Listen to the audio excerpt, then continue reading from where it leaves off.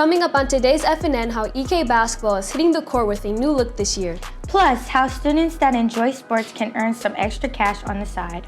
And how diversity on the pages of a book can impact students. Stay tuned for all that and more because FNN starts now.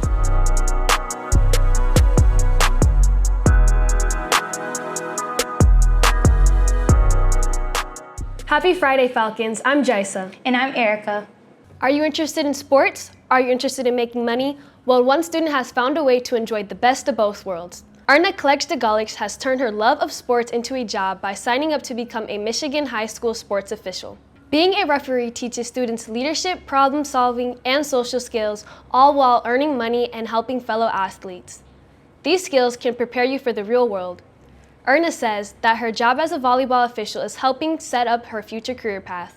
Being a high school official sets up my career path by really getting you connected with the inner workings of different football leagues, volleyball leagues, any type of league that you can think of, and the people that are at the top of it as well as people under you and who are working with you. Not only do these roles show leadership, but it can help spark your interest in the long term. Also got me into really I never wanted to do this before, reffing, and then all of a sudden I was I could see myself doing this in the future for the rest of my life. If you are interested in becoming a high school official, head to m8saa.com or stop by the athletic office to learn more. As we are getting warmed up for winter sports, East Kenwood boys basketball is starting back up and ready to hit the court with a new look. This year, the Falcons entered the season with a new head coach, Coach Mike Thomas. He recently came to EK in March of this year from Grand Blanc, where he won a state championship and is already treating this school like home. Coach says the goal is to turn these boys into champions. Kentwood is a very, very diverse community.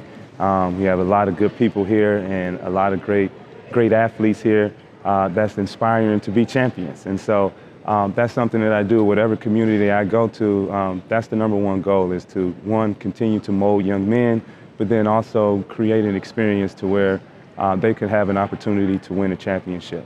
You have your first chance to check out the new look team tonight at Falcon Madness.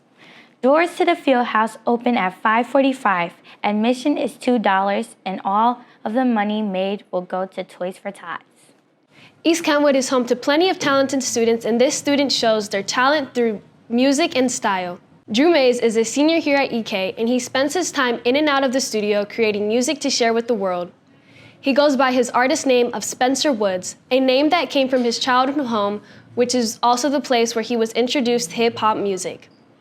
His older brother inspired him to become the rapper he is now, and he also takes inspiration from artists such as Kendrick Lamar and Tyler, the Creator. Creating music is not an easy process, and May says that there are plenty of obstacles to overcome when writing and making music. I'd say the hardest part about making a song is writing the actual lyrics, because sometimes you try to think maybe I have to censor myself and you start thinking how other people will perceive your track, but you gotta just let it come from you, and be as honest as possible. Spencer Wood has already performed on live stages at Art Prize, so hopefully we'll see him continue to make EK proud of his journey. Everywhere you look at EK, you see our diversity on display. This also holds true when you step into our library and see diverse characters represented on the pages of books. FNN's Diego Saldivar sat down with our librarian, Mrs. Miesel, to discuss representation and how it can help change the future of students. EK, being the most diverse school in the state, strives to continue to hold this name. When it comes to books and literature, it's not easy for all students to identify with them. That's why Mrs. Miesel believes it's important that there are books for every student to find themselves in. People really do need to see themselves in the books that they read, to know that there are others out there that have similar experiences to them, and a lot of books the authors really try to work with you when they are writing these books to make sure that they can get a lot of different backgrounds in there. As these books make their way in, Mrs. Miesel notices a high increase in many of these books being checked out right after another. Oh, I have several titles I can't keep on the shelves. I have waiting lists 3-4 people long, and then come back here and want to check it out. Arlene Roberts says seeing herself represented in books is important to her and other people of color. I feel like there's always something to learn like about other people that you might not know. You might know all about yourself, like your culture and whatever, but it's cool to learn about other cultures and be like aware. East Kenwood has always been a school of diversity and strives to continue being so. In East Kenwood, I'm Diego Saldivar. So, Jaiso, what books have you been recently reading? I recently bought a poetry book by Jessica Burgos, and it's called Finding Closure, and it's really good. Interesting. That does it for your news today, Falcons. Now let's pass it over to Jason Yosivowski for your EK Sports Report. What's up, Falcons? I'm Jason, and this is your EK Sports Report. The varsity hockey team faced off for the home opener against the Lakeshore Badgers last Friday. For the Falcons, Captain Caden Schmeldy got the scoring started, and the other captain followed with goal number 2. Then another one from Jacob Kabelman, and another, and another, and another, and another, and another. The Falcons defeated the Lakeshore Badgers by a score of 8-3. The stat line for the game was Caden Schmeldy with 1 goal, Jacob Kabelman with 1 goal, Cameron Riley with 1 goal, Indio Kasaju with 2 goals and 4 assists, and then yours truly with the hat trick. The Falcons hit the ice next Friday against Grand Haven. The girls basketball team kicked off their season on Tuesday when they traveled to Byron Center. Tiana Day and her 14 points led the way to a Falcons 43-40 victory. Javen Montgomery added a double-double with 12 points and 12 boards, and Harmony Belton stuffed the stat line with 7 points, 8 assists, and 8 steals. Catch the girls back in action tonight at Falcon Madness. Do you think you have school spirit? Then check your emails. Student Council and the Athletic Department are looking for students to take on the role of being Freddie the Falcon at sporting events. Show off your school spirit and help us get the crowds going. That does it for this EK Sports Report. We'll see you tonight at Falcon Madness. Now let me sauce it back to the desk.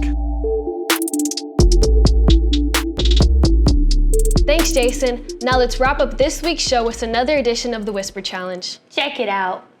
What's up, Falcons? It's Amari here, back with the Whisper Challenge. Today I have Brandon and Lou out with me. Are y'all ready? Yes, ma'am. Who want to go first? I'll go. All right. Guacamole. Water boy.